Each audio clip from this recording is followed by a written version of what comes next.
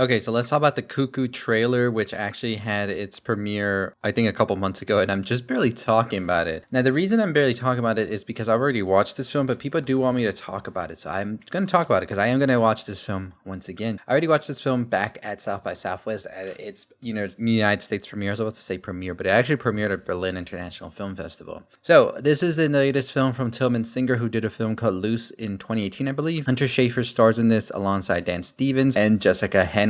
Now, I do want to talk about this. I don't know how should I talk about it because I already watched it, but I do just want to give you my thoughts on the trailer, which I think the film Cuckoo is one of the best looking films of the year, no doubt about it. Next to Strange Darling, those two films are gorgeous. So I'm going to talk about the trailer in itself and all of that. It's a Neon weekend, even though Neon never hits us up for anything. It's okay. One day, Neon, I'm right here. But let's talk about this latest film from Neon, which is going to be coming out on August. So before we dive deep into this trailer, that didn't make any sense. But before we get into it, go ahead and hit the subscribe button. 35,000 subscribers is the goal, and we'll get there. So this trailer starts off with a voice memo saying, "Mom, I really want to come home. It's getting bad." And let me tell you, in Cuckoo, things are going to get bad and kooky. So we see that Gretchen is this young girl who is going to go live with her father in the German Alps alongside her stepmother and her younger sister. Things start to get disturbing though when strange occurrences start to happen to them, and her father's boss isn't seemingly all the way up there, and it's gonna get bizarre and it's gonna get sinister. That's all I'll tell you. You should go into this not knowing much. Don't even watch this show. Don't even watch this video. I'm telling you.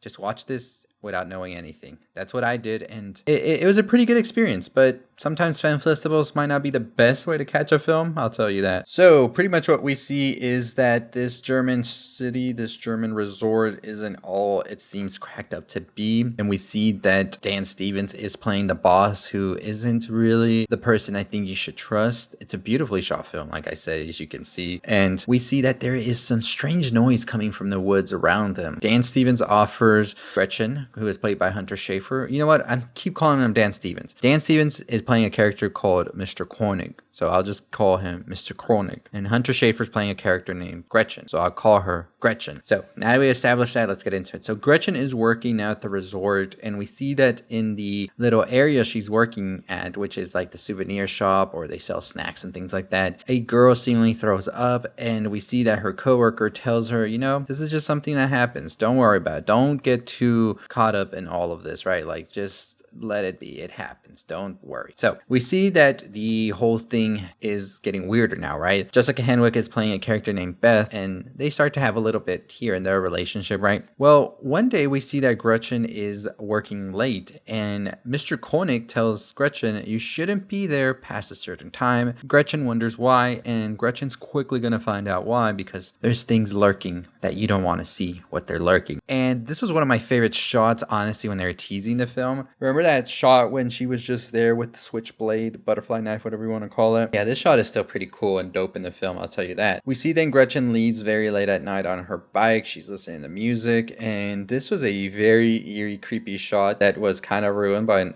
the audience kind of screaming throughout, and I'll never understand that. I gotta make a whole video about that because it's crazy, y'all. Whenever you go to South by, you'll see what I'm talking about. But as this thing is catching up to Gretchen, she immediately goes, of course, to a hospital, find somewhere to get far away from it. Mr. Koenig talking to a very beat up Gretchen, like, hey, you gotta stay away from these things or else you're gonna get more hurt. Iconic look for Gretchen here throughout the film. One of the most iconic looks of the whole film, honestly, probably of the year too. We see that Mr. Koenig wants the family here. He needs them here. And I think it's very important. This shot is very interesting to see in retrospect after watching the film. It adds a lot of layers, I think. Very bonkers here. I usually hate when they pull quotes. No, I don't usually hate it. I always hate when they pull quotes on a trailer because it takes away from the film, I think, and the trailer you're watching. But yeah, that's a very good way to put this film. Very bonkers. We see more shots of the mysterious woman. There's some shots in the trailer I'm not including here because I just don't know why Neon would put them. We have Gretchen here. We have Gretchen here. And honestly, you can just see this shot here also. This film is shot so well. Very much love it. I do want to watch it again because I don't think I had got the best experience out of watching it. Very tired from film festival, and running back and forth in a city is kind of a toll in itself as well. But we do get some more interesting shots throughout. This is one of my favorite scenes in the whole film as well. It's one of the earlier marketing they use, right? That one shot where she's just like there and you see the creature behind her, and it's just so much dread throughout. Another shot of the woman as well.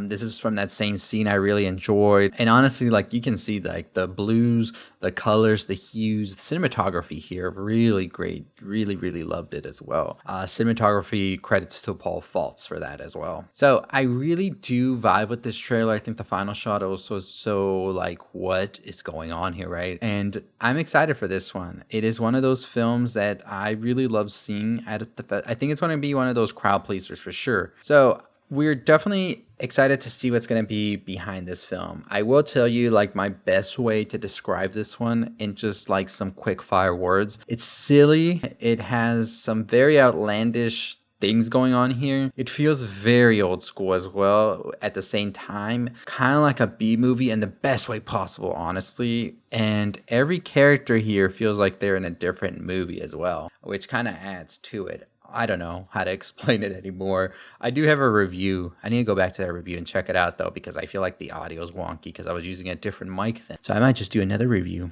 We'll see. But overall, I'm excited for this film to watch it again. I really enjoyed it. It does feel different. There's something here. There's a unique idea as well. It's shot well. The acting's really solid in my opinion. And you know, we'll see what happens. We'll see how this film does at the box office. I think Neon's had a tremendous year. I think that they definitely know how to market things with Longlegs.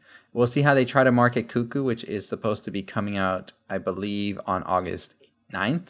So less than a month to go. They got about 4 weeks to try and market this movie. We'll see. But let me know your thoughts and opinions on it down below. The film was shot on 35mm, which is just making it one of those films to watch on the big screen. Trust me. But as always, that is going to do it for me. If you haven't already, subscribe to the channel, hit that subscribe button, hit that notification bell on the road to 35,000 subscribers. We talked about Anora today. We will be talking updates to the Birthday Murders website, which is from Longlegs as well. One final update, apparently. We'll see what it is. But as always, I'll see you next time. Follow us on our website, www.culturalelixir.com, as well as our YouTube channel here, TikTok, Twitter, at Culture Elixir. As always, stay safe, stay positive.